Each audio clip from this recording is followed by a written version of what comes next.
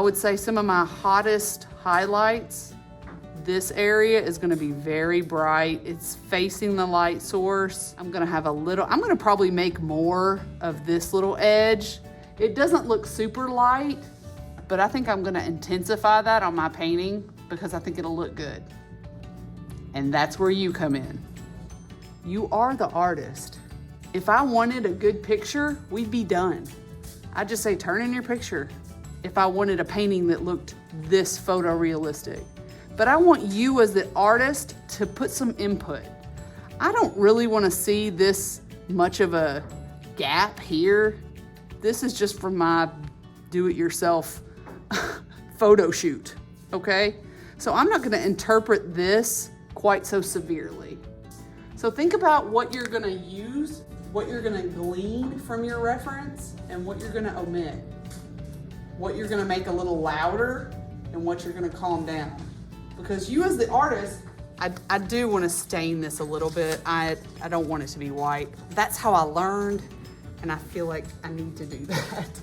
So sometimes you can't shake some of that stuff how you learn. So I'm gonna get a little bit of water on a chunky brush, and I'm gonna make myself just a little puddle of water, and I need to make a neutral that is warm. So I'm gonna start with red because that's an easy way to know what's warm. Maybe a little orange. And maybe I'm gonna start cooling it down with blue. Still feels pretty red. Sure. His real boss, not me. Not me, his teacher. Okay. I'm just honestly trying to get rid of some of that white. And this is a pretty safe way to draw. If I hate it, I just mop back over it. It's still wet.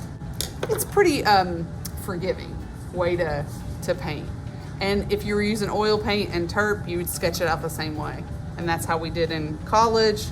That's how I've seen painters do it in painting workshops, professional painting workshops. So I think it's a pretty traditional and widely accepted method. There's my other one. I'm measuring and comparing. I'm extending lines mentally, and I am certainly observing negative space. Where does that go? It's right here. And the way I'm kind of touching the canvas is also the way I would handle my brush. I'd plan out my stroke, I'd plan out my angle, and that's what I would do. A little bit higher. See how big I made it on my canvas though? I did want to come in a little tighter. I want to be able to put some information in there. If you want to keep from getting too detailed too quickly, use a big brush. Then you can't basically get detail. So if I want to just make some wide marks, then I can use this brush. Okay, I want to block in just a basic color for this. I can always separate it into this orange and this yellow, but I want to get a light study. Maybe some orange. This is what I call a little satellite of color. Look how chalky that looks. I already hate it. It's too peach because of the white. All right, too much white. All right, that's okay. I'm gonna paint over it anyway. I just need to get it mapped out. Now I love it. Like, that's fun. It's fun to get some things done in one stroke. All right, a little bit of blue. I didn't even put black on my palette. That's how not tempted I wanted to be. This is just a light study. Lights and darks. I can always go back and get local color. That feels really, really blue. But guess what? It's not a big deal. It's not permanent. If I don't love it, which I don't, I can go back, make it a little more orange. You can already see it taking shape. I think it's really satisfying, which is why I'm teaching painting class in the first place, because I like it. Okay, maybe I need to go a little more in the red. Do you see how I'm moving in my color? I wanted to get away from this peach because I started with white. Big no-no, but a little more orange. Sometimes if you're just learning how to mix color, you might say, okay, I mixed a color that I think is on there somewhere. Where should I put it? You might go in the opposite direction with your color mixing. And then I told you I wanted to make a little more, again, this big brush is getting too much white. Okay. I really want this edge to catch a lot of light. This is getting a little bit of light. This, quite a bit darker.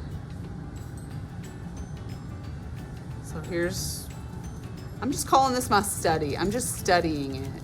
I have quite a bit of red on my brush. I know it's gonna make a purple, so here we go, the shadow that's here.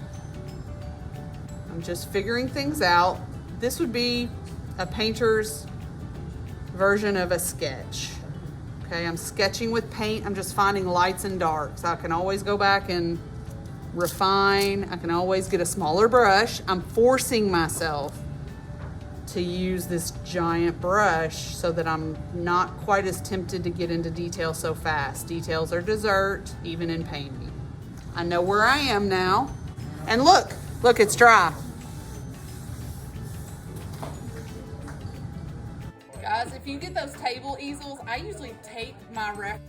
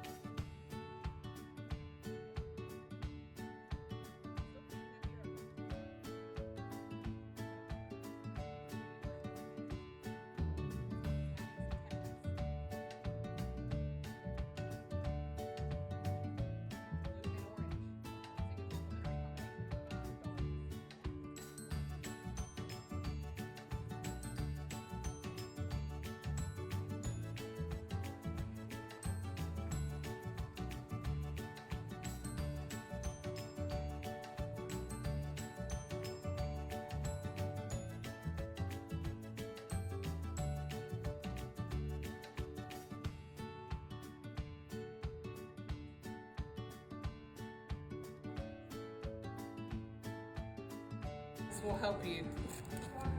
If I want a nice crisp line, we know how to do that. I'm going to tape it and use it as a guide. So now, if you want to see it, it's going to be satisfying, I think. So now that edge is nice and crispy. That's our tape for us.